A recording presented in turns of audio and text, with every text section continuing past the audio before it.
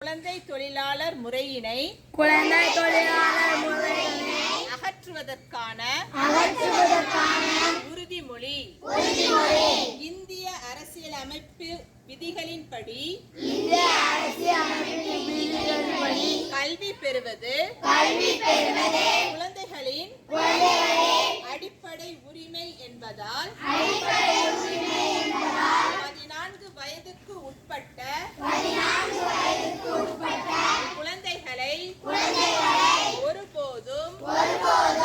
எந்தவித பணிகளிலும் ஈடுபடுத்த மாட்டேன் எனவும்